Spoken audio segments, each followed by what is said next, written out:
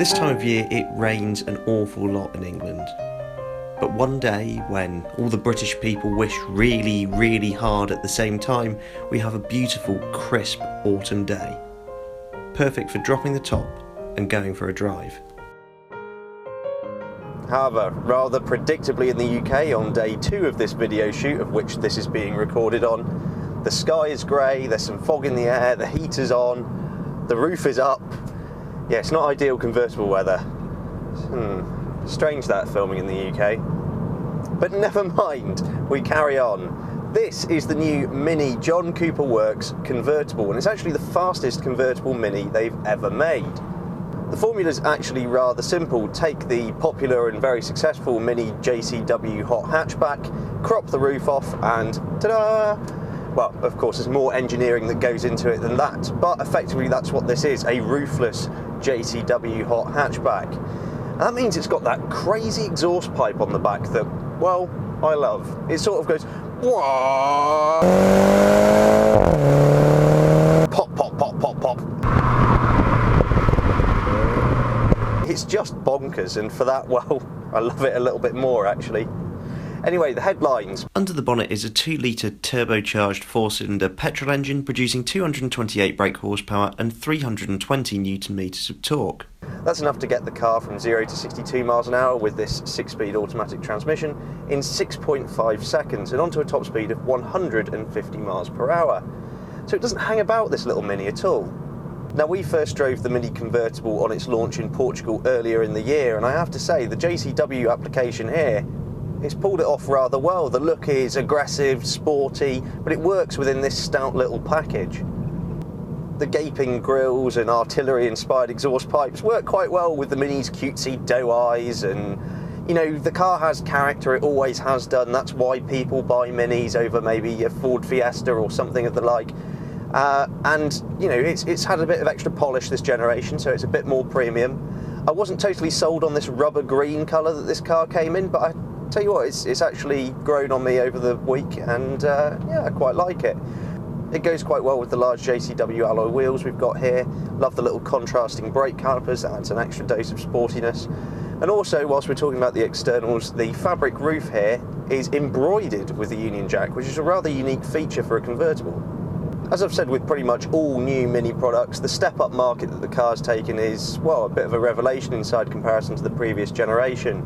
We've got a nice widescreen display here based on BMW's iDrive, really easy to use, and you've got the little touchpad and scroll wheel system down here, which provides good ergonomics for the car.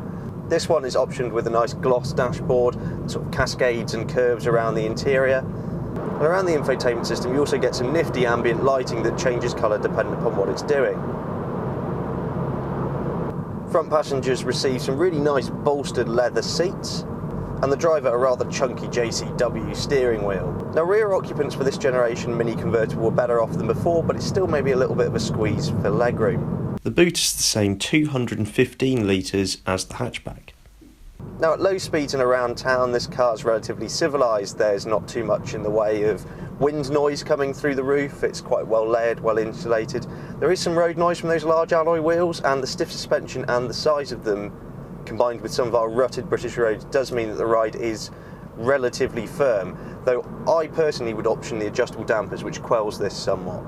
The 6-speed auto gearbox, when left to its own devices, is a fine thing. Gearbox in general is really good, very, very responsive gearbox. Now, around the gearbox you've got this collar that changes the car's modes. If I twist it to the right, we go into green mode. The ambient lighting goes green, the engine is not quite as responsive in a bid to save some fuel. It's a bit docile in this mode, but you're going to gain your best fuel economy here.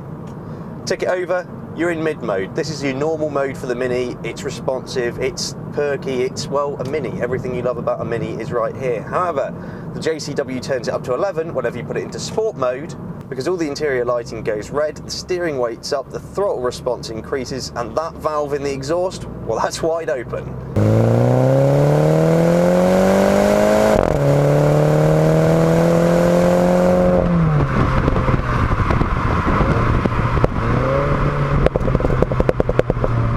Now, it's in sport mode that the JCW really starts to make sense, because it's got such a quick turn of pace for a little car.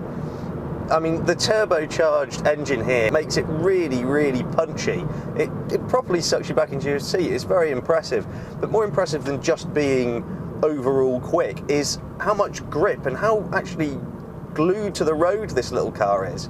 It has a wicked fast change of direction thanks to its short wheelbase, and the extra weight to the steering in this mode means you can be ever so precise with where you place the car. I mean, I hate that phrase all go-karty feel because it's so cliche, but that's sort of how I describe it. It has absolutely masterful control over lateral body motions, and the brakes are magnificent. They give you so much confidence in the car. I will say that removing the roof has had a bit of an effect on the chassis. Nothing catastrophic, nothing that makes me say that this car's terrible. Just going through some fast sweeping bends, you do notice a little bit more flex than what the hatchback has. The hatchback is a really rigid car. Like I say, it's nothing terrible. There's just maybe a little bit of scuttle to the car. But to be honest, engineers have done really well to retain as much rigidity as what there is in the car. It's still an absolute hoot, and whenever you're going along and that exhaust is doing its thing and the car's really picking up pace, then my goodness, it's a great fun car to drive on roads such as this. You can just tip it in, tailor it with the throttle as to where the car's going. It's just a really good playmate on twisty, windy roads. Mini claim you'll get 47.9 mpg combined out of this car and emit 138 grams per kilometre of CO2. At £26,635, the Mini John Cooper Works convertible is not cheap by any stretch. But if you want to get your hot hatch thrills whilst enjoying some al fresco motoring, I don't really think there's anything better. Thanks very much for watching, and let us know what you think in the comments below. Please subscribe for all of the latest and greatest cars to hit the road. For breaking news and written reviews, visit www.insidelane.co.uk.